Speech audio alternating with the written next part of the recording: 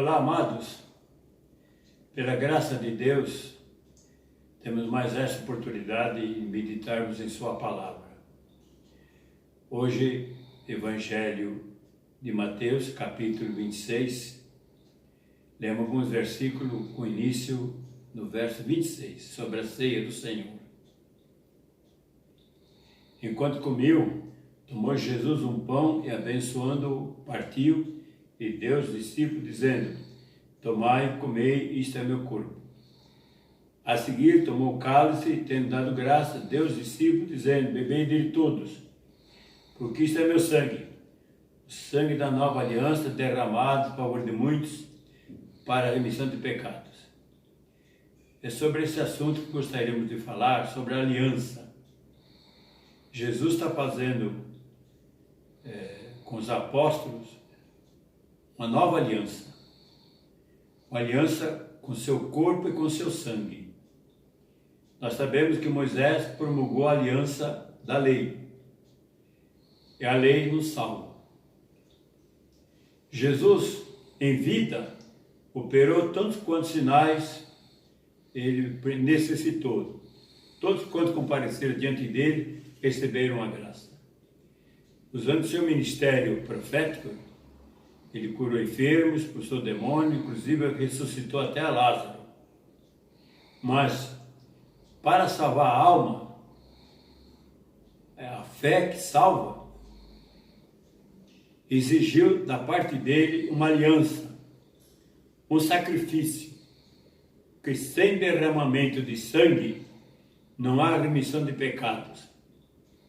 Nós sabemos, não obstante já conhecermos o ministério profético, Moisés, Elias, que representam os profetas, por esse ministério, por essa dispensação da lei dos profetas, ninguém se salvou.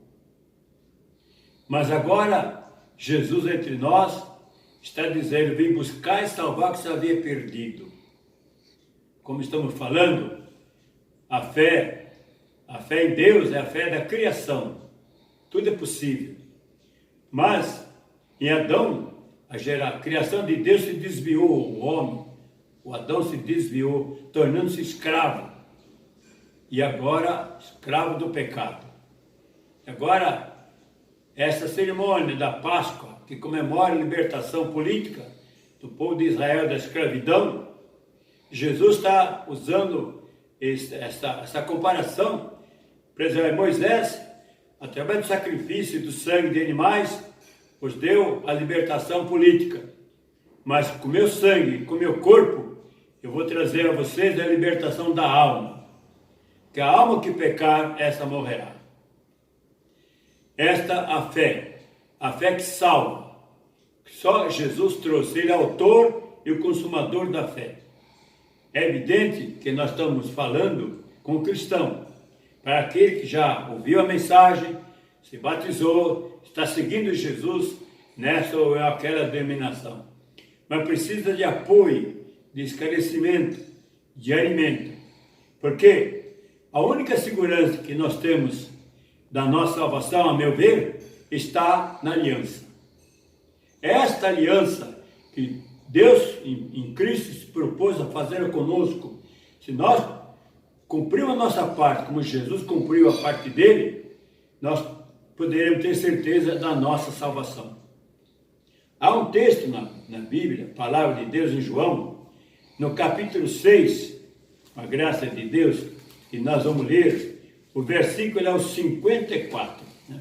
Vamos ler alguns versículos, capítulo 6, a partir do verso 54. Aliás, 53. Podemos ler. Evangelho de João 6, verso 53. Respondeu Jesus: em verdade vos digo, se não comeres a carne do Filho do Homem, e não beberes o seu sangue, não tendes vida em vós mesmos. Quem comer a minha carne e beber o meu sangue, tem a vida eterna, e eu o ressuscitarei no último dia. Pois a minha carne é verdadeira comida, e meu sangue é verdadeira bebida. Quem comer a minha carne e beber o meu sangue, permanece em mim e eu nele. E assim como o Pai que vive me enviou, igualmente eu vivo pelo Pai, também quem de mim se alimenta, por mim viverá. Jesus, então, ao celebrar a ceia para os apóstolos, com a graça de Deus, ele está dizendo, olha, este sangue é o meu sangue derramado para sacramentar esta aliança. Como eu dou a minha vida por vocês, vocês deem a vossa vida por mim. Então, a necessidade é uma rua de mão dupla. Né? De mão dupla. Venha a nós o vosso reino, mas também seja feita a vossa vontade. A única coisa, a meu ver, que temos garantia em salvação, é nós cumprirmos a nossa parte. Porque Deus não falha com a dele. Então, qual é o objetivo? Qual é o objetivo da palavra de Deus? Nós lemos na carta do apóstolo Paulo que Deus tem um projeto aos Efésios. Vamos ler aos Efésios. É o capítulo 1 de Efésios. Não? Capítulo 1 de Efésios. E alguns versículos, versículo 3, 4 e 5. Bendito Deus e Pai de nosso Senhor Jesus Cristo, que nos tem abençoado com toda sorte de bênção espiritual nas regiões celestiais em Cristo, assim como nos escolheu nele antes da fundação do mundo, para sermos santos e irrepreensíveis perante ele em amor, e nos predestinou para ele para a adoção de filhos, por meio de Jesus Cristo, segundo o beneplácito da sua vontade. Então, Deus, quando criou Adão e Eva, né? Quando gerou a criação de Adão e Eva, Deus nos criou com este projeto, de nós nos tornarmos filhos em Cristo. Nós podemos nos tornar filhos de Deus em Cristo. Lá no Jardim do Éden, estava a árvore do conhecimento do bem e do mal e a árvore da vida. Mas o Adão, em vez de comer da árvore da vida, comeu da árvore do conhecimento do bem e do mal, se desligou de Deus, morreu, né? Morreu para Deus, se separou de Deus, e nós herdamos de Adão esta escravidão. Essa escravidão. Dessa escravidão que Deus, que nos ama, enviou Jesus para nos salvar dessa escravidão, para nós nos tornarmos filhos. Então o Evangelho de João, no capítulo 1, no versículo 12, a palavra de Deus diz assim: mas todos quantos o receberam, deu-lhes o poder de se tornarem filhos de Deus, a saber, aos que creem no seu nome. Crer é uma entrega. Aos que se entregam a Jesus, aos que se confiam a Jesus, não mais se confiam em si mesmo, mas se confiam em Jesus. Ele veio para o que era seu, que o mundo foi criado por ele, e o mundo não o recebeu. Mas quem está nesse mundo? Eu, você. Se nós o recebermos, e nós nos confiarmos a ele, confiarmos nele, ele vai nos salvar, porque ele se salvou. A única pessoa que pode nos salvar deste mundo é Jesus, que Jesus se salvou da condenação. Ele nasceu de Maria, o corpo que nasceu de Maria, o corpo do pecado, né? O corpo do pecado, que caiu em transgressão. Jesus, nesse corpo do pecado, nunca pecou, desde o seu nascimento. Embora vivendo no corpo que nós vivemos, na carne, ele conseguiu dominar o pecado na carne. E foi morto, mas no terceiro dia ressuscitou. O corpo de Jesus não viu corrupção, se salvou. Ele usou a carne para se salvar. E ressuscitou num corpo glorificado, né? Num corpo celestial, que não mais tem morte. Num corpo imortal, nunca mais morre. Será que alguém está interessado na salvação da alma? Então precisa alcançar esta vitória. A ressurreição dos mortos, como qualquer cristão crê, que aceita Jesus, segue Jesus, pode morrer, o corpo vai ser sepultado, mas ele morre com essa esperança. Quando Jesus voltar, buscar a sua igreja, ele vai ressuscitar em corpo glorificado e vai viver para sempre com Deus no céu. Agora, o que é mais importante? Então, salvar o corpo carnal ou salvar a alma? O corpo carnal, por mais que ele tenha uma vida prolongada, 90, 80, 90, 100 anos, depois dos 80, como diz a palavra, é canseiro e enfado. Mas a vida eterna é para sempre. Então é preciso que Deus abra nossos olhos, os olhos do cristão, para não só apenas se sentir crente, para ser próspero, ser abençoado, gozar de prestígio, de status, de vida abençoada na terra. E depois, e a vida do céu? Então, o que pode garantir a nossa salvação é a aliança que Deus fez em Cristo Jesus comigo e com você, se você aceitar. Aliança de sangue, como está lá em João, já falamos. Quem come a minha carne, bebe meu sangue, tem que permanecer, né? Quem come a minha carne, bebe meu sangue, permanece em mim, eu permaneço nele, e eu ressuscitarei no último dia. Para isso, é preciso orar, é preciso vigiar. Nós vamos voltar lá no Evangelho de Mateus, no capítulo 26 ainda, quando Jesus vai ao Getsemane, né? Lemos algum versículo do 36, né? Em seguida, Mateus 26, 36. Em seguida, foi Jesus com eles a um lugar chamado Getsemane e disse a seus discípulos: assentai-vos aqui enquanto ali eu vou orar. Agora eu vou ler o versículo, então, 40, né? Vamos ler agora o versículo 40. E voltando para os discípulos, achou-os dormindo e disse a Pedro: se nem uma hora pudesse vós vigiar comigo, vigiai e orai para que não entreis em tentação. O espírito, na verdade, está pronto, mas a carne é fraca. Jesus aconselha a pessoa orar, vigiar, orar e vigiar, e viver em espírito. Porque se não vigiar para agir em espírito, vai agir na carne. E a carne é fraca. A carne vai cair em tentação. E na carne a pessoa peca, a pessoa quebra a aliança. E se quebrar a aliança com Deus, cai da graça. Então é preciso orar e vigiar. Não há uma salvação garantida, assim como uma peça, que Deus pega a pessoa daqui e põe para lá. Pega o crente do mundo e põe no céu quando Jesus voltar. Não pode. É um aprendizado. É uma aliança. Jesus fez a parte dele e nós temos que fazer a nossa. Olha o que diz o Evangelho de Mateus, no capítulo 6, na oração do Pai Nosso. Exatamente. Evangelho de Mateus, capítulo 6, oração do Pai Nosso. Veja bem o versículo 3. E não nos deixe cair em tentação. E não nos deixes cair em tentação, mas livra-nos do mal. Pois teu é o reino, o poder e a glória, para sempre. Amém. Jesus colocou na oração do Pai Nosso, que ele ensinou aos apóstolos, essa observação de nós oramos todo dia.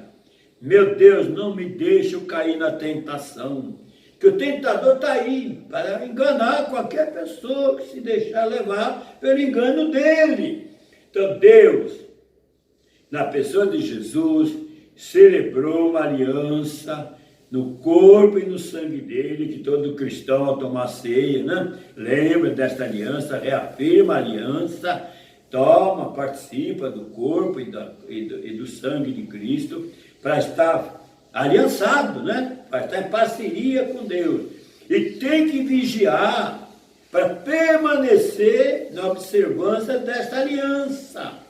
Não descuidar da observação da aliança. Porque se a pessoa descuidar, pode cair em tentação. O apóstolo Paulo fala aqui na carta aos Gálatas, né? No capítulo 5, versículo 4, ele diz o seguinte, olha, de Cristo vós desligaste, vós que procurais justificar na lei da graça decaíste. Quem quer se justificar pela lei, acaba caindo da graça. Então, pela graça, aliança feita com Jesus, você está dizendo, olha, eu estou pagando vossos pecados. O meu corpo é dado em sacrifício no lugar do seu. E o meu sangue derramado no lugar do seu sangue. Eu dou a minha vida por você. E você passa a confiar em mim. Se entrega a mim. Como diz a palavra, filho meu, dá-me o teu coração. E eu vou te salvar. Porque eu posso te salvar, porque eu vou me salvar. Então Jesus se salvou. Né? Seu corpo foi crucificado, foi matado na cruz. No lugar do nosso. Ele nem precisaria morrer. Mas ele provou a morte no nosso lugar, para nos justificar. E agora estamos justificados, nós temos que viver nesta fé, debaixo desta graça, se entregar a Cristo, confiar nele, descansar nele. Ele que vai estar fazendo, fez, está fazendo, vai continuar fazendo tudo que nós precisamos. Então, a nossa obrigação é confiar no Senhor Jesus. Mas gostaria de ler ainda uma carta do apóstolo Paulo, um versículo, aos Coríntios, a primeira, capítulo 10, eu vou ler o versículo 12. Capítulo 10, versículo 12, com a graça de Deus. Diz o seguinte, aquele que, pois, que pensa estar em pé, veja que não caia. Não vos sobreveio tentação que não fosse humana, mas Deus é fiel e não permitirá que sejais tentados além das vossas forças. Pelo contrário, juntamente com a tentação, vos proverá livramento, de sorte que a possais suportar. Então Deus deixa o cristão passar a prova gradualmente, na proporção do seu crescimento, do seu amadurecimento, do seu fortalecimento. E junto com a tentação, mas Deus não pode pedir que o cristão seja provado. Tem que ser provado aqui na terra. Aqui é o lugar da nossa prova. Se Deus não poupou nem Jesus, que Jesus nasceu de Maria, o corpo que nasceu de Maria, ele arriscou. Se Jesus fracassa, ele pediu a salvação. Mas ele arriscou em prol da glória de Deus, por amor, para a salvação das almas. E Deus foi com ele superou a prova dele, ele atravessou. Agora, a maioria dos cristãos só querem conhecer a Deus para ser abençoado na carne. Ao surgir os primeiros problemas, já desanimam, já se afastam, se desviam. Há mais crente, diz aí, né? Desengrejado do que na igreja, né? Do que congregando, do que praticando. O que fé é essa? Crer em Deus só para receber as bênçãos. E cadê a fé para obedecer a Deus, para Deus nos dar crescimento espiritual e salvar nossas almas? Reflita, você que é cristão, Deus, se permite, nós estamos meditando na palavra, porque Ele nos ama, e Ele não quer que ninguém se perca, em absoluto. Olha, vamos lá, vamos à carta do apóstolo Pedro, a carta do apóstolo Pedro, vamos na primeira epístola de Pedro, eu vou ler o capítulo 4, e o versículo diz, 1 Pedro, capítulo 4, aliás, é do 11 ao 18, né? É o 1 Pedro, vamos ler o capítulo 4, verso 18. Verso 18, diz o seguinte, se é com dificuldade que o justo é salvo, onde vai comparecer o ímpio, sim, o pecador? Pedro está dizendo, salvação, filho, não é assim de graça não, tem um preço. Se é com dificuldade que o justo é salvo, onde vai parar o ímpio? Olha o que diz Pedro, no versículo 17, 1 Pedro 4, 17, se quiser consultar. Porque a ocasião de começar o juízo pela casa de Deus é chegada. Ora, se primeiro vem por nós, que é a casa de Deus, qual será o fim daqueles que não obedecem ao Evangelho de Deus? Se o juízo começa pela casa de Deus, não, os cristãos, aí completa no 18, Se é com dificuldade que o justo é salvo, onde vai comparecer o ímpio sem o pecador? Vou dizer uma coisa, sem Jesus ninguém se salva, viu? Sem Jesus e a ajuda do Espírito Santo, para cada um vencer as suas provas, ninguém consegue atravessar. Mas Jesus prometeu estar ali convosco todos os dias, até a consumação do século. Para concluir, então, vamos ler 2 Pedro, capítulo 1, verso... aliás, eu vou ter que ler um pouco mais agora, viu? Do 3 ao 11. 1 Pedro, capítulo 1, do versículo 3 a 11. Vamos ler esse texto que é importante. Visto como pelo seu divino poder nos tem sido doada todas as coisas que conduzem à vida e à piedade, pelo conhecimento completo daquele que nos chamou para a sua própria glória, a virtude, pelas quais nos tem sido doada as suas preciosas e grandes promessas, para que por elas vos torneis co-participantes da natureza divina, livrando-os da corrupção e das paixões que há no mundo. Por isso mesmo, vós, reunindo, presta atenção, hein? Por isso mesmo, vós, reunindo toda a vossa diligência, associai com a vossa fé a virtude, com a virtude, o conhecimento, com o conhecimento, o domínio próprio, com o domínio próprio, a perseverança, com a perseverança, a piedade, com a piedade, a fraternidade, com a fraternidade, o amor. Que estas coisas existirem em vós aumentando, fazem com que não sejais nem inativos, nem frutuosos, no pleno conhecimento de nosso Senhor Jesus Cristo. Pois aquele a quem estas coisas não estão presentes é cego, vendo o sol que está perto, esquecido da purificação dos seus pecados de outrora. Por isso, irmãos, procurai com diligência cada vez maior confirmar vossa vocação e eleição, porquanto, procedendo assim, não tropeçareis em tempo algum, pois desta maneira é como será amplamente suprida a entrada no reino eterno de nosso Senhor e Salvador Jesus Cristo. Eu li todo esse texto para dizer o seguinte: nós temos que aprender a palavra de Deus, o Evangelho, por assimilação. Nós temos que assimilar. Paulo escreveu assim: sede meus imitadores, como eu sou de Jesus. Imitar é um pouco diferente, mas é mais ou menos.